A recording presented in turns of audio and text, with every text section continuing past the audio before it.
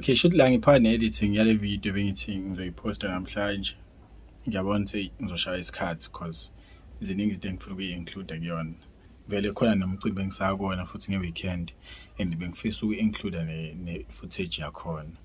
Because i-video le bengiyenzayo oyithi ngifuna ukuyiposta namhlanje i-based on ukurecapa nje izinto ezenzakalile kulo nyaka. Ukwenzeni kwami lama-video nje i-direction ebengiyithatha ne-growth engibe nayo, yabo.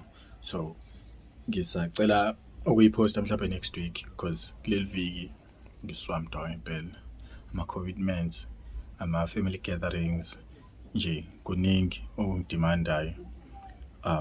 Yeah, but okuningi nje cathi kuzokwenza sense mase ngiyi-upload khona enye i-content bengisayi-edit manje.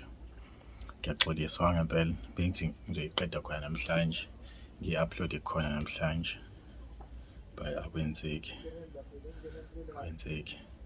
But ngiyabonga. I promise ukuthi ngizoyiposta next week.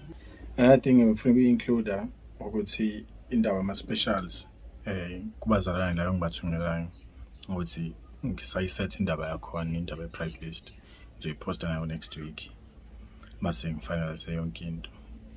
Kodwa izoqala next week ukuthi i-time frame yakhona izoba ngakanani bengabe nayisho, but next week nje, next week certainly on ne-price list yona itself isizwa ikhona i-change khona, ama-price awahlukanga kakhulu, kube khona nje i-difference nyana because iminyaka ayifani.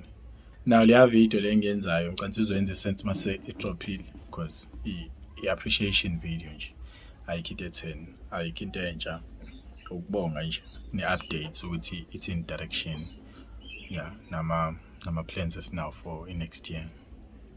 Kodwa all in all, I hope wonke umuntu ube no-Christmas omuhle and wonke umuntu ngathi ngangena kahle unyakeni omusha, ama-plans enzeke accordingly or cishayele ngakhona, yabo lento.